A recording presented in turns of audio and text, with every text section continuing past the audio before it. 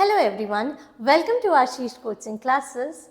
So in the series of parts of speech, today we are about to start a new topic, that is adjective. Now, adjective is a little bit a long topic, so I'm going to make this video in two parts.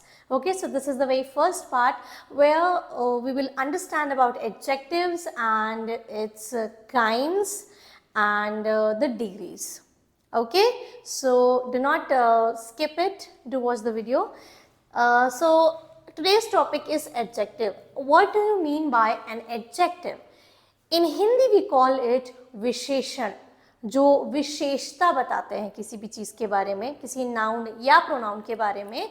Noun pronoun से याद आया, इससे पिछली जो मेरी videos है noun pronoun की वो आप ज़रूर देखिए, तो आपको एडजेक्टिव और अच्छे से समझ में आएगा.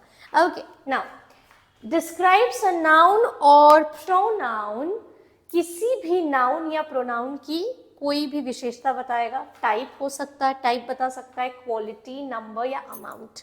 ठीक है, तो वो सारी शब्द जो नाउन या प्रोनाउन की विशेषता बताएंगे उनको हम एडजेक्टिव्स की कैटेगरी में डालेंगे. Now let's understand this with an example, like Seema is a brilliant student.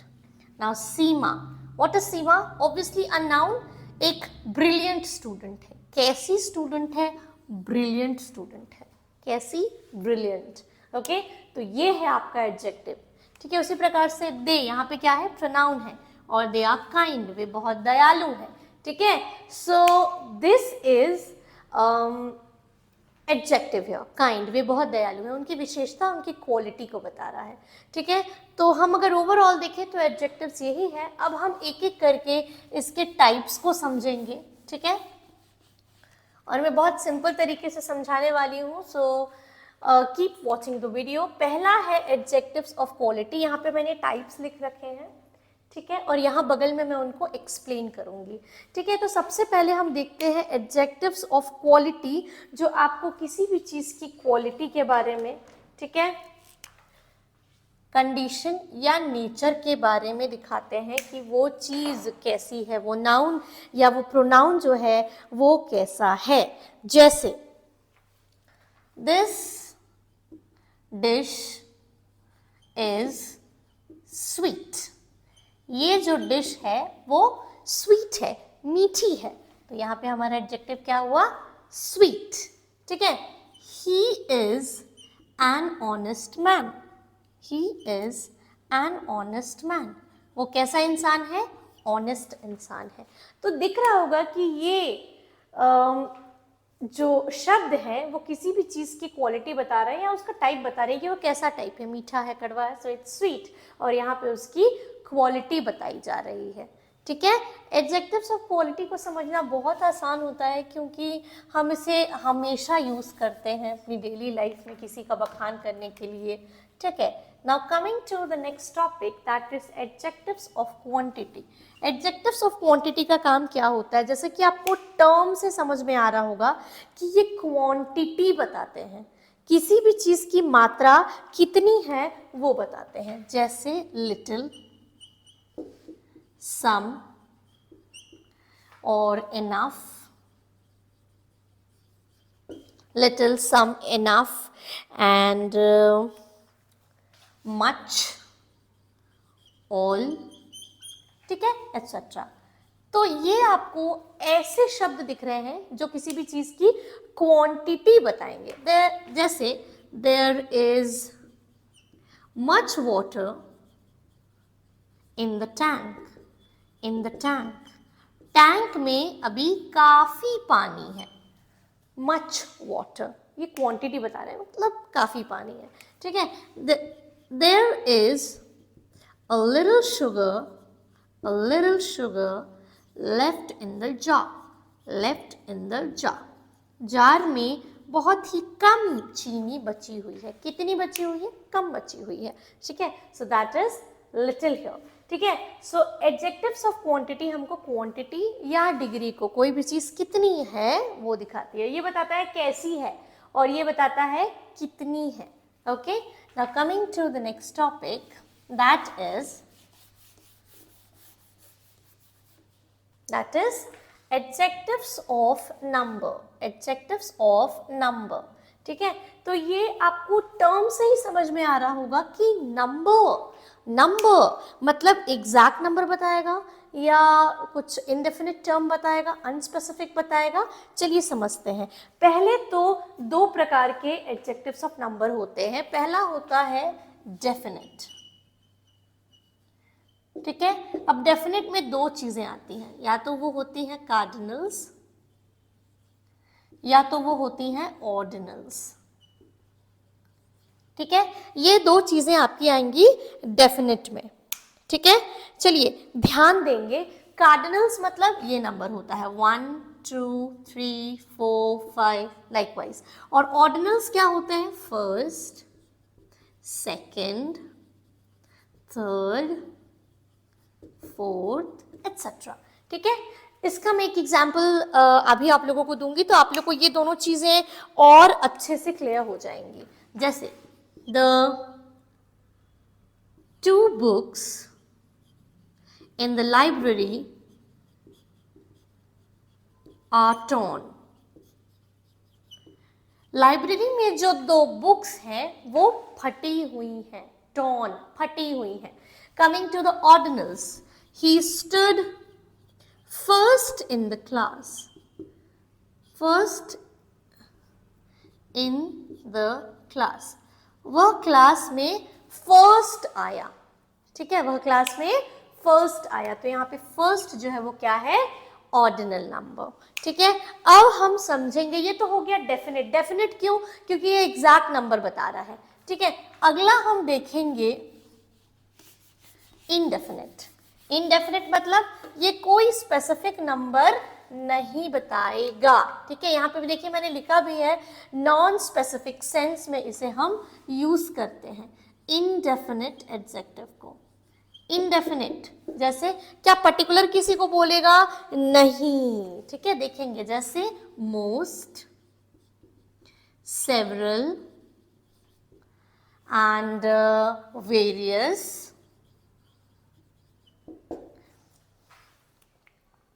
और इसमें आएगा फ्यू, ऑल भी आ सकता है। ठीक है, और इसमें आ सकता है फ्यू। हाँ, फ्यू मैंने लिख दिया।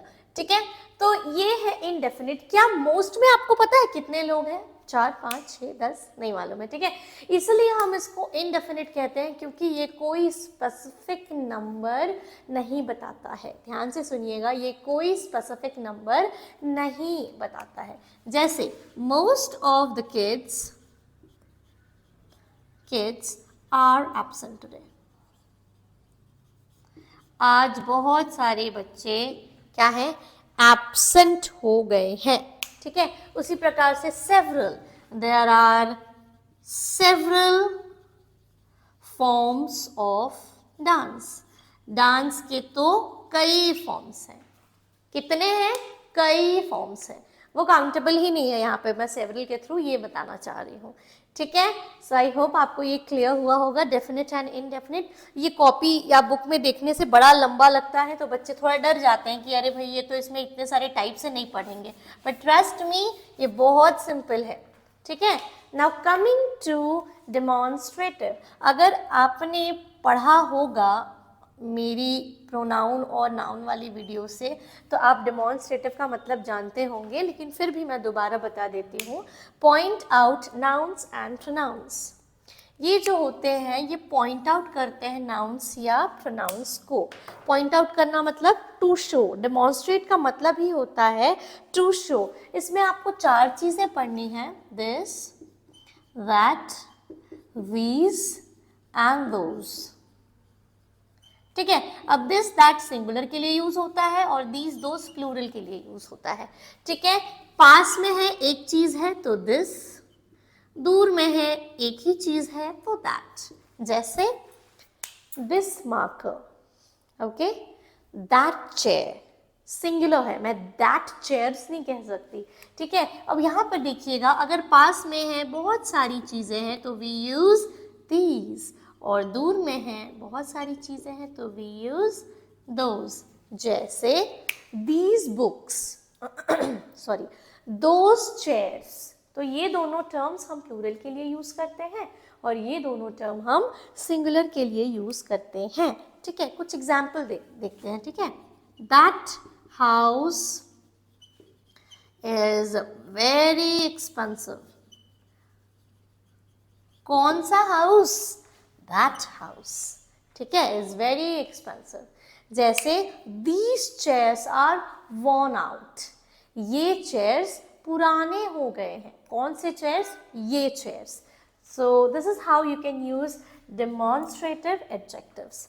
Now coming to the next one, that is possessive adjectives. Possessives are very simple to understand because they just show the ownership of something. Possessive का मतलब वो possessive नहीं जो आप सोच रहे हैं किसी के लिए possessive होना, it's not like that, ठीक है। possessive का मतलब होता है कोई चीज़ possess करना। जैसे I have a house, I own that house, okay, इसलिए मैंने यहाँ पे लिख दिया है they show ownership और possession। जो ये एडजेक्टिव्स होते हैं वो possession को या ownership को दिखाते हैं। जैसे my, our, your, his, her and their, ठीक है, its, ये कुछ शब्द हैं जो possessive adjectives की तरह यूज किए जाते हैं। जैसे my clothes aren't clean। आप कॉन्ट्रैक्शंस वाला वीडियो जाके देखिएगा, आपको समझ में आ जाएगा। aren't मतलब are not, मेरे कपड़े साफ नहीं हैं, my clothes, ठीक है। their car is luxurious, उनकी कार बहुत लग्जूरियस है, बहुत ज़्यादा महंगी है, ओवर, ठीक है। सो इस तरीके से हम possessive adjectives का यूज़ कर सकते हैं। My copy, your pen, his book, her bag, ये सारी चीज़ें क्या दिखा रही हैं? पोजेशंस दिखा रही हैं। ये दिखा रही हैं कि जो है ये क्लोथ्स मेरे हैं, ये कार उनकी है। Okay, now coming to the next one,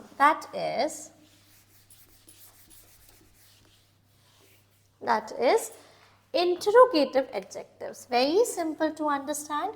Interrogative adjectives पे हम क्या करेंगे? Obviously it is used to ask questions. हम इनसे क्या कर सकते हैं? प्रश्न पूछ सकते हैं। जैसे इसमें हम यूज करेंगे whose या what, okay, and which.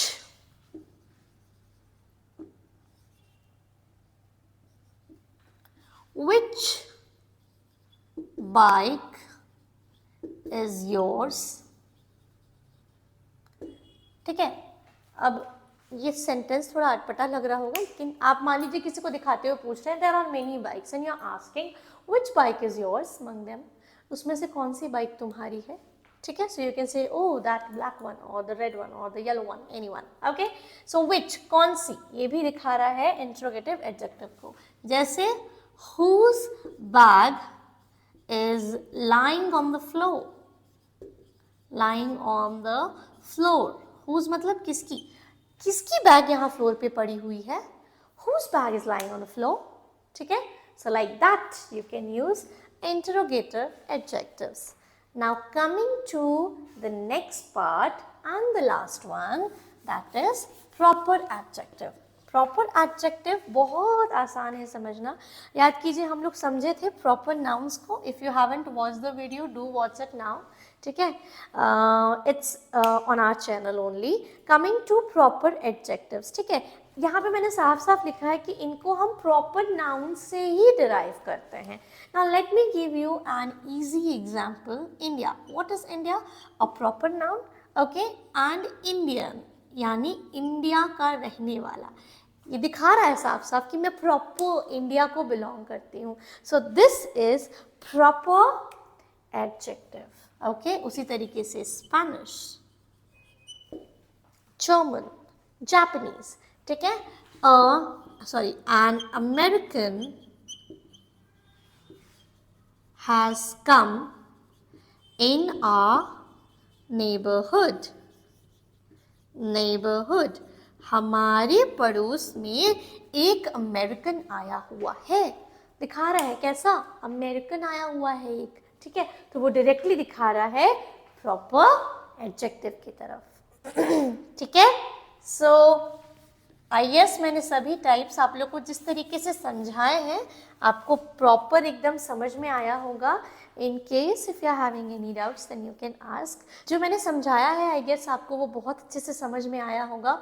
Do like the video and don't forget to subscribe the channel. One more thing, इस वीडियो का आगे वाला पार्ट जिसमें मैं डिग्रीज ऑफ कंपैरिजन बताऊंगी कि कंपैरेटिव और सुपरलेटिव कैसे फॉर्म करते हैं, और दो तीन टॉपिक्स हम और देखेंगे, जैसे कुछ एडजेक्टिव्स का यूज़ भी मैं आप लोगों को सिखाऊंगी। So for that please wait for the video and like this video too. Stay tuned with our channel for more such helping videos in grammar. Thank you so much everyone. Good day.